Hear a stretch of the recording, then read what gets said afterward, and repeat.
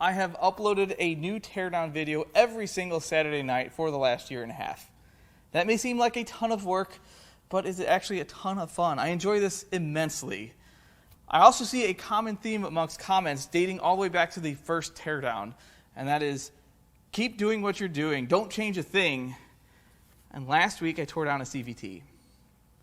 It was weird. I had no idea what I was doing. I was way out of my comfort zone. But I got a lot of positive response. So from time to time, you may see some oddball drivetrain component that's just blown up in a bad way. But for the most part, you're going to see engines. And I want to kind of stick with engines that haven't been on the channel before. I've got plenty of stuff. I've got 4 N63s here. I've got another N55. But there's also some new stuff here. I have a motorcycle engine. Some of you saw that in one of my other teardowns. That will be a future video. There's some even wilder stuff in the future. But today, a simple first for the channel.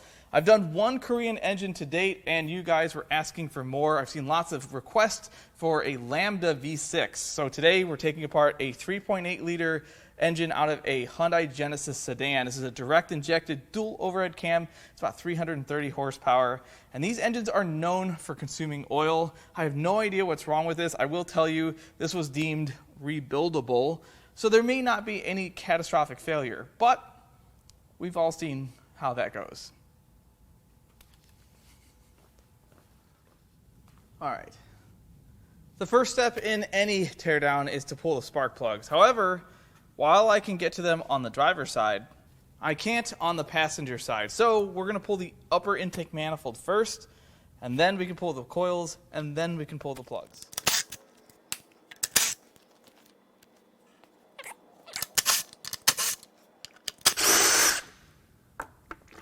So this thing sat outside.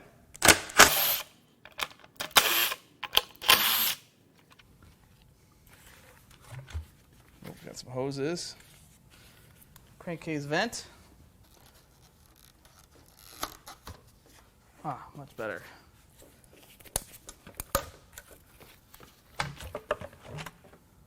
All right, that was easy. Well, with the intake off, we get a good look down the intake ports. As you can see, there's quite a lot of carbon buildup. You'll find that on these direct injected engines that don't have port injection. But I don't see anything totally destroyed. It's just really dirty. It's probably got some miles on it.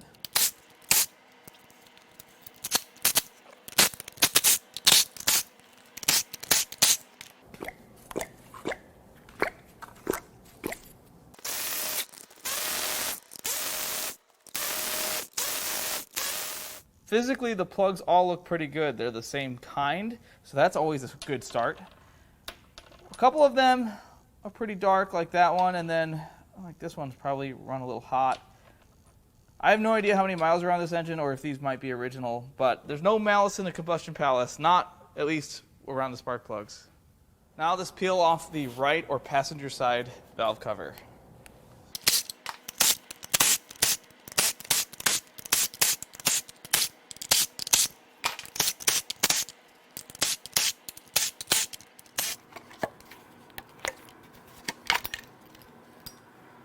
Well, this actually looks really good in here.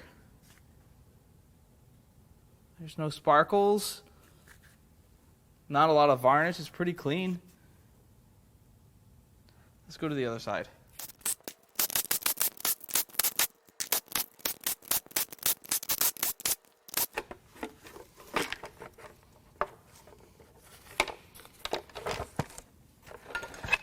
Well, it's a lot better. The right or passenger side was sparkle free. The left or driver's side is the sparkle bank. It's the bank of sparkle. There's sparkles in here. Pretty much anywhere there's major oil deposits, you can find some sparkles. They're little bitty sparkles, but they're metal from somewhere. One thing we haven't done is turn this engine over. Now that there's no plugs in it, it should be pretty easy if there's no problems. Okay, that's really stiff. Don't.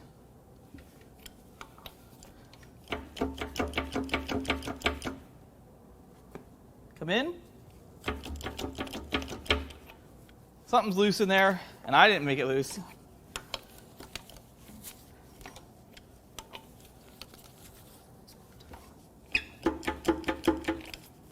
closer to the top now.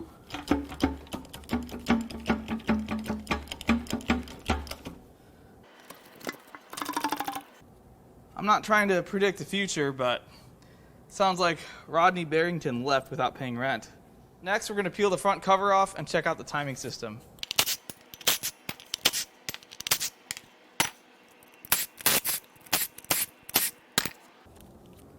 Nope.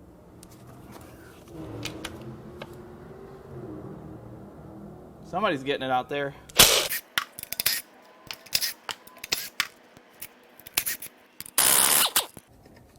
They make it so easy. I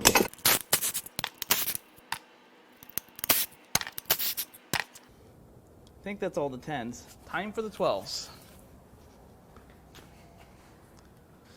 First, let's get this water pump off. Okay, last water pump bolt.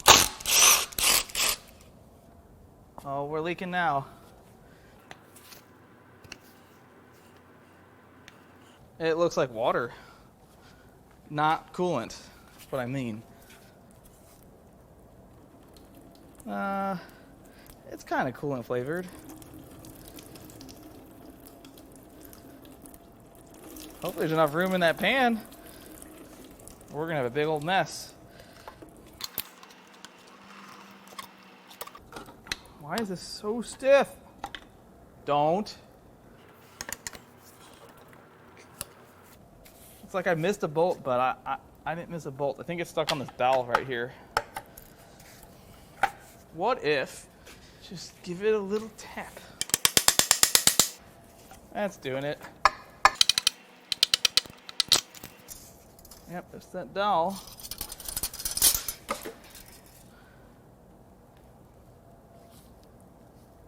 Water pump looks perfect. That shape and that shape remind me of something. It's definitely a fluid passage. That's what it is.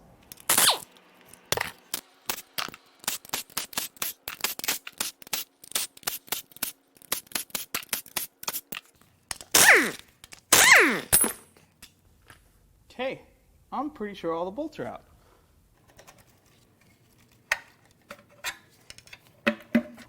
Oh, this is pretty easy. Sure, it's not so easy in the car, but on the stand, man. Oh, it's still got oil in it. That's cool. Well, the timing setup isn't too terrible. It's got two different tensioners. I'm sure they're oil pressure fed. There's a chain for the oil pump. Tensioner. Nothing's going to go shooting out of this, I promise. I can't guarantee that. I don't see any issues with any of the rails or guides. Everything looks really good. I don't think the problem is in this area. Well, let's drain the oil before we make an even bigger mess. What is on this?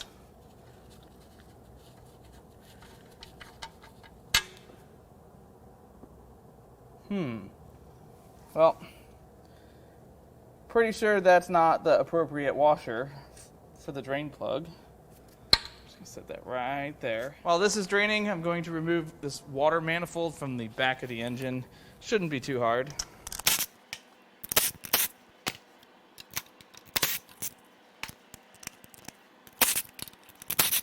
Is that it? Is that all that holds it? I think that's it. Looks like there's going to be an O-ring right here. Hopefully that doesn't fight us too hard.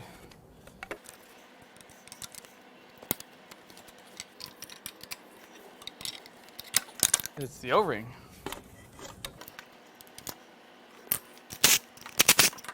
Much better. Next, I'm going to remove the lower intake manifold.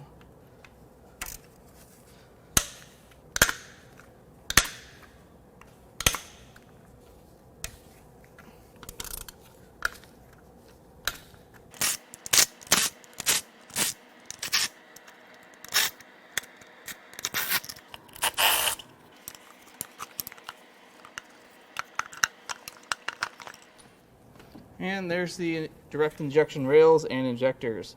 We're going to leave those where they are. We're just going to remove the lines to connect them to the main feed from the pump.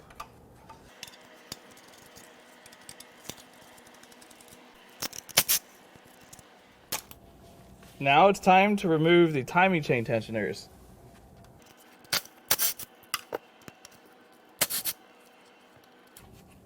Oh, really? Well, that wasn't very fun. Still got one more. It's really not under any pressure. Okay, maybe it is. Yeah, that's gonna be a problem. It's fine. See? It's fine. Fine. All fine. Wow. That was surprisingly easy. Look at that beautiful chain. Save that there. Rails look really nice. Oh no, this one's trapped by the oil pump chain. We can fix that.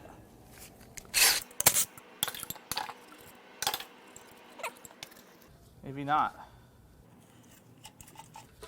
I can't really fix that right now. That chain's just gonna have to hang on for a little bit.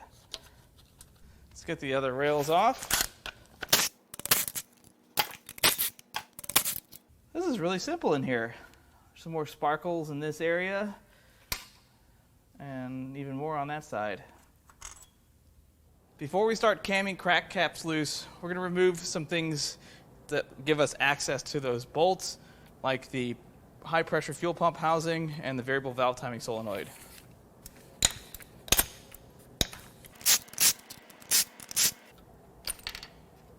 Here's the lifter for that high pressure fuel pump.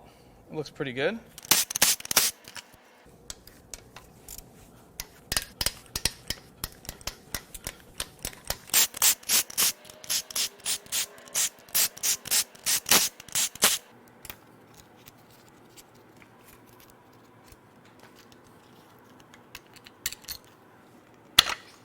That was smooth. The cam caps don't really look too bad. Little bit of wear, it's not terrible, but when you get to the cams, the wear is more evident. And something interesting, look at that lobe. That's worn pretty heavily.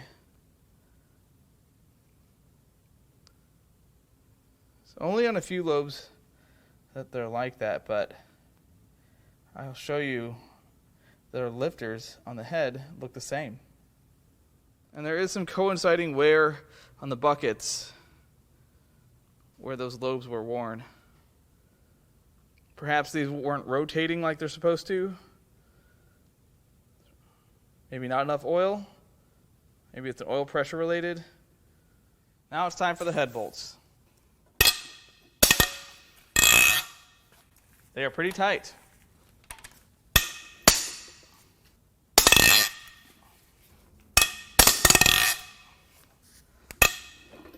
Oh, come back here.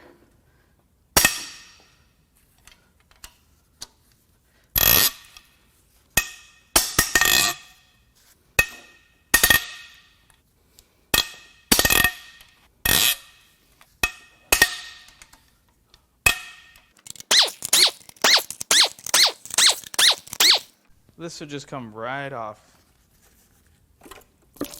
Oh, try to Miles Davis me. Uh-oh. Uh-oh. Uh-oh. That's bad. Oh, this is going to be fun.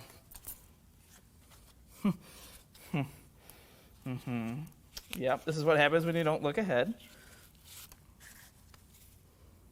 I guess I'm going to have to set this back on.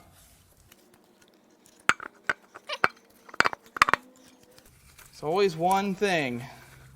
Okay, now it'll come right off. Well, I think it's clear what's going on here. That's normal. Normal. That one had the rod bearings deleted. So this cylinder has no rod bearings or not much of rod bearings left. and this piston came up and hit the cylinder head, and the shiny areas you see, the clean areas, that's from this hitting the cylinder head and cleaning all the carbon off of it. And the head echoes the same type of damage. You can see this combustion chamber and this combustion chamber look pretty similar. However, this one is cleaned where the piston made contact. I don't see any bent valves, so I don't know if there's any piston to valve contact, but that piston definitely came up and kissed the cylinder head. Now for the other side.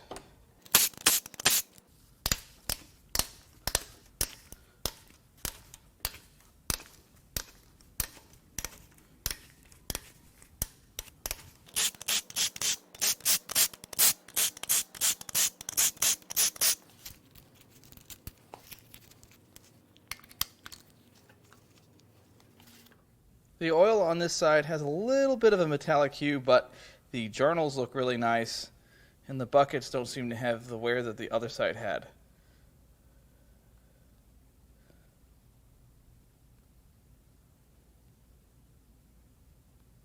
That is also evident in the cam caps. There's virtually no wear here, and the cams are in much better condition. I don't see any worn lobes. There's a little bit of wear, but it's not nearly as bad as the other side.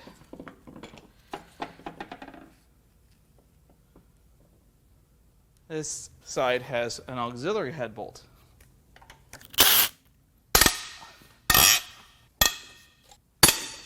Wow, that one is really tight.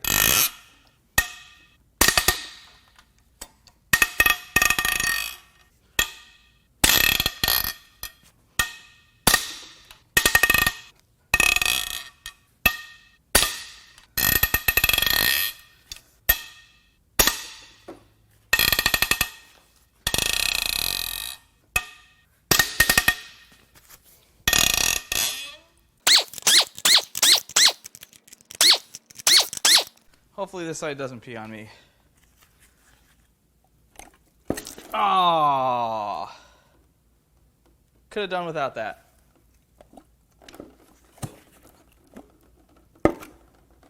Well, this side looks a lot better. I think this side has bearings in it. They still may be damaged. I didn't mention this yet, but the bores on this engine look pretty good. There's a little bit of vertical scratching in it, but we'll get to see more once we get the rods and pistons out. This cylinder head obviously looks much better as well. I don't see any issues here. The surface is nice. All the valves are in good shape. Everything looks pretty consistent. All right, now it's time to turn this thing upside down, and I've enlisted the help of this retired safety tote. Hopefully it'll catch any coolant or oil that comes flying out of this thing. Worked pretty good. Next thing we're going to do is remove the lower oil pan.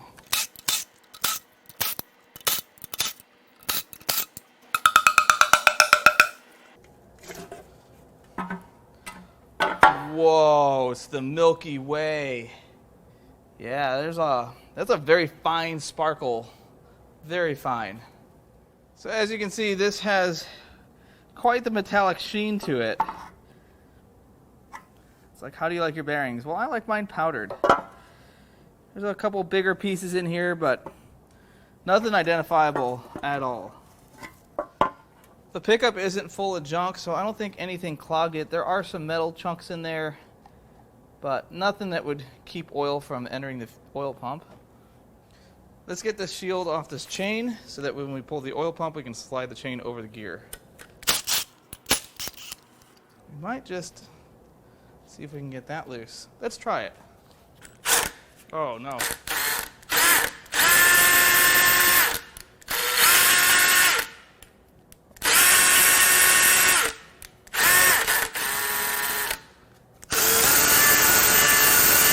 All right, I'm done.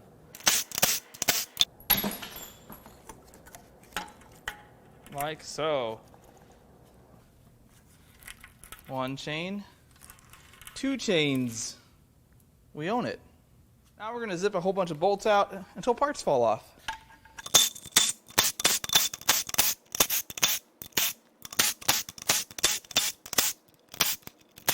I think that's it. Yeah, that's it. Oh wait, nope. That would have got me. Oh, we're leaking oil. It just sprayed me too.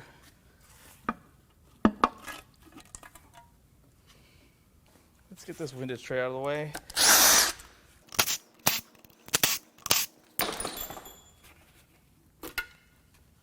Let's turn this engine over until the offending rod is at its lowest, so the highest for our viewing. And there we are. Well, that's got a lot of play. Everything else feels okay. I suppose now it's time to get rods and pistons out.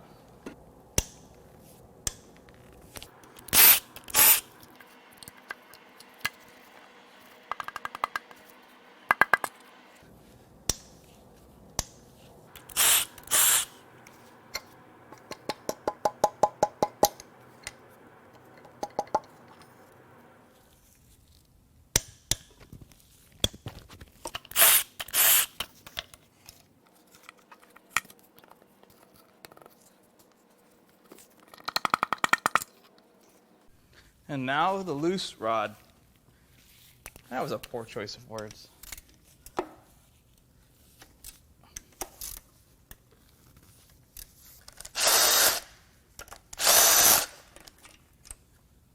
Look, Ma, no bearing. Oh wait, there is a bearing here. It's spun on top of each other here. That's amazing. They're like form-fitted.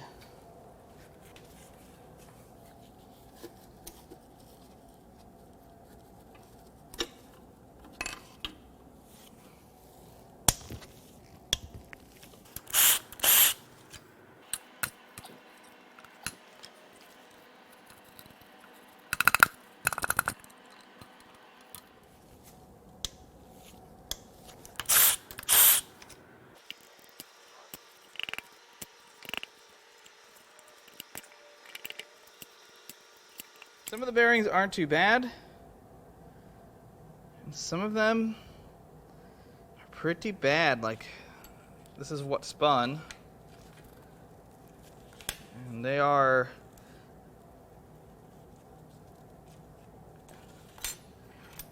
There we go. You can see how thin those are. I don't think there was as much heat in these because the rod really isn't discolored.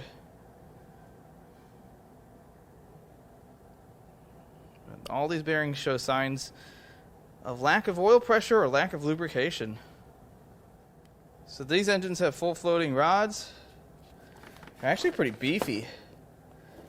Not very impressed with the journal size, but the rods themselves are pretty nice. And then they also have these tiny little oil control rings. I bet you that's probably why they start using oil. When we get to that piston that hit the head, you can see how it's cleaned. It doesn't look like it broke from making contact. I've seen them where sometimes they'll break some ring lands, but this one didn't. Not a lot of skirt wear either. All that's left is the crank.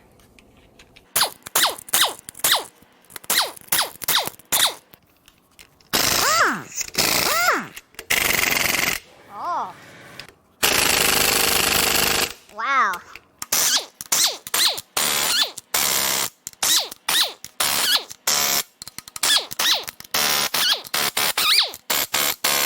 Oh, come on. There we go. Just one. Yes, I need a bigger air hose. Yes, you are correct.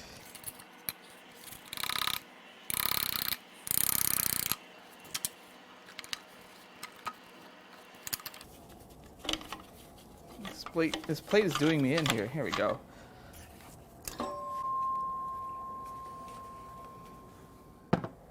Definitely some damage to the main bearings. Pretty consistent throughout. Actually surprised to see this much damage to the main bearings, and some of the rod bearings were in better shape. The crank clearly has some grooves where the bearings were in the worst condition. And there's the worst journal. You can see how much material is missing. I'm not sure whether this crank is worth saving or not. I have no idea what the value of parts are from this engine. The bores definitely have more damage than I first thought.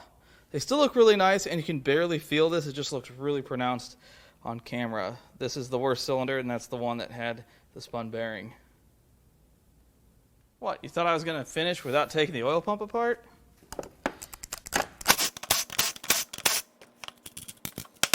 That's how that works. You're supposed to just give it some, bangs here.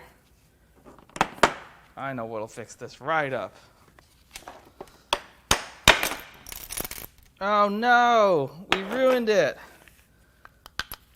It's a vane style pump. There's all the vanes right there. They just fit in here like so. Let's see, can we pull this apart? I don't know if we can pull this apart because I couldn't get, oh yes we can, maybe. No, we can't. I think that's probably mated to the shaft. It's probably pressed on. And I could try to get this spring out. What do you guys think? I think we're going to do it. Safety glasses will not protect me.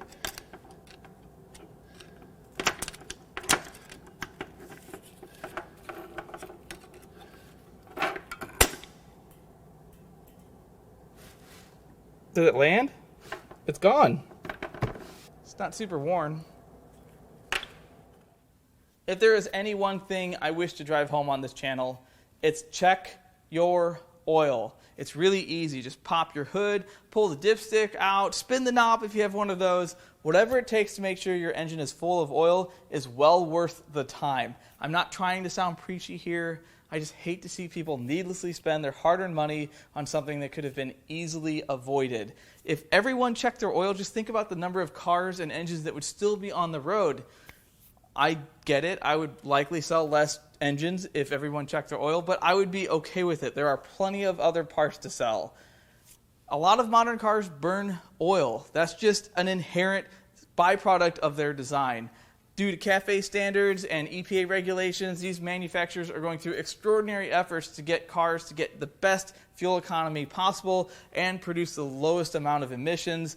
And the byproduct of that is that some of them use oil, especially compared to earlier cars. So the people that didn't check their oil before and got away with it, you may not get away with it again. That could have been the case here.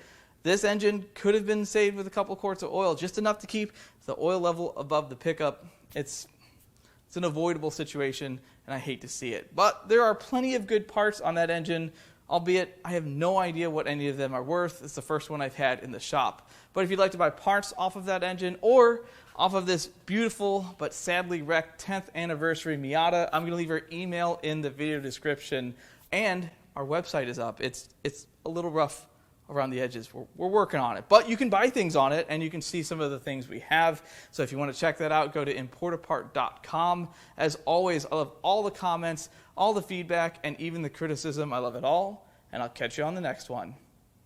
Oh, and happy 4th of July.